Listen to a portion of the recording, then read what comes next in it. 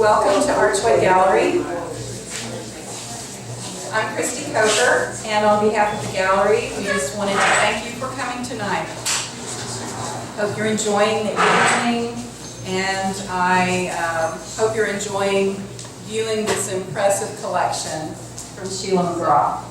Sheila is one of our newer members here at the gallery, and we're very excited to have her here.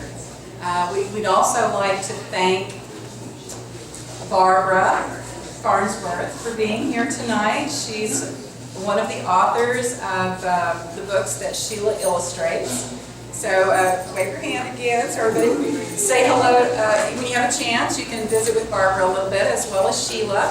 And I'm going to go ahead and turn you over to Sheila now so that she can tell you a little bit about the collection. Thank you, Christy. Well, I have to say first that it's great that you guys came out tonight, and every one of those books that I've signed and dedicated to people that you love, every time I do that, I'm touched to be a part of their life in a certain way. It's a privilege, and I don't take it lightly. I want to thank everybody for coming, and I want to thank Archway Gallery for allowing me this space to put up all my stuff that's been hanging around for a long time. There's works here that are 25 years old, because I just don't get rid of anything. So it's time for them to be enjoyed by someone else, and this is a great spot to have it all up. Now, if you look around the gallery, what you'll notice is that virtually each wall is dedicated to a different book.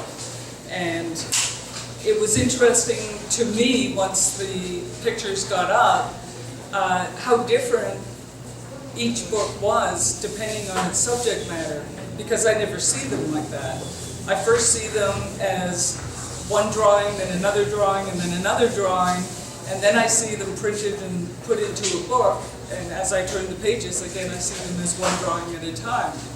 But seeing them all together like this, every single book has a different feel, it has a different color palette, it has a different, slightly different style to suit the subject matter of the book. And what else can I say? It's been just a lot of fun to do this work, and it looks like the last 25 years of my life has been nothing but rainbows and lollipops.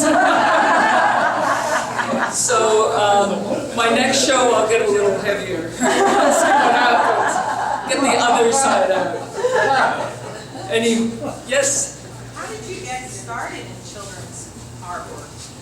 I had already been working as an illustrator for about 15 years when I got a phone call from the owner of Firefly Books to do this little book that was called Love You Forever. Yes!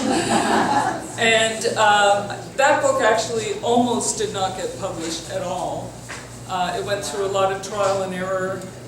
Not on my part, but the original publisher refused to publish it for much.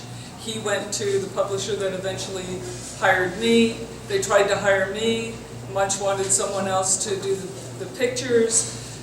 That person didn't deliver, so I ended up with 30 days to do the entire book. Wow. I had a deadline for it to be on press or it wasn't going to be printed.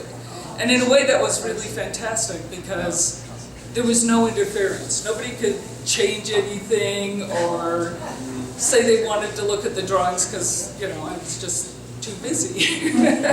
So I think what came out of it was a certain purity, and I think it shows that in the way that it took off. And although the book was born in Canada, it was definitely Americans that took to it and made it what it is today.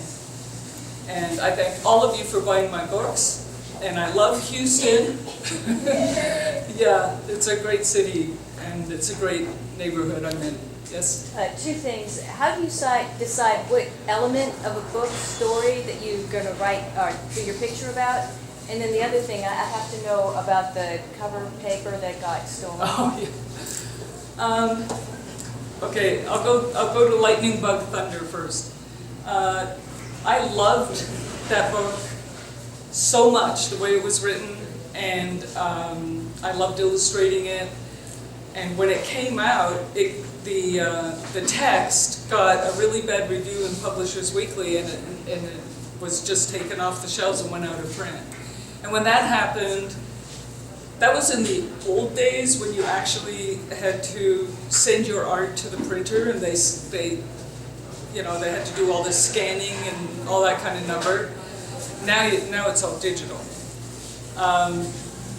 So all the artwork ended up at the publishers, and when I went to get it back about 5 years later, the cover was missing, the cover art. So I never recovered it. It's actually in the Stolen Art Register, so if anybody ever sees it, let me know.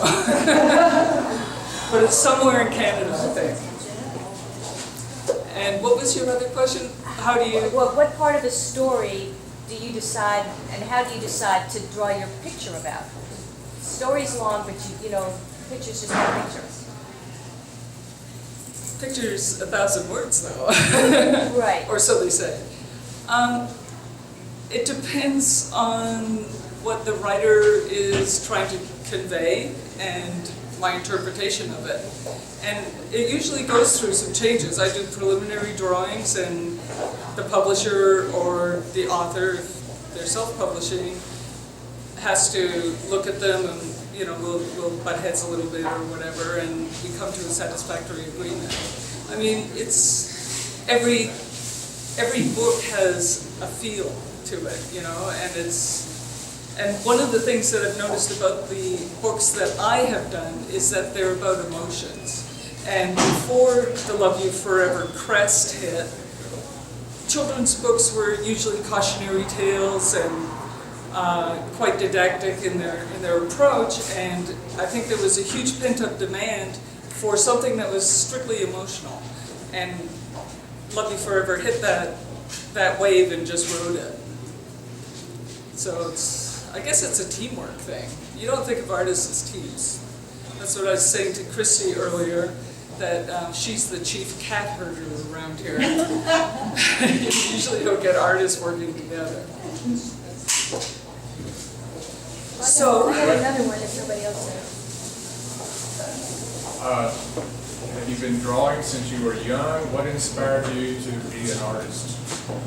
my mother is an artist, and my father was a hobbyist carpenter, builder kind of guy. Yeah, I mean, I think all artists, if you read their bios, they start off, I was drawing on the sheets of my bed or something when I was 2 or something. I think we all start early, you know, and we stick with it.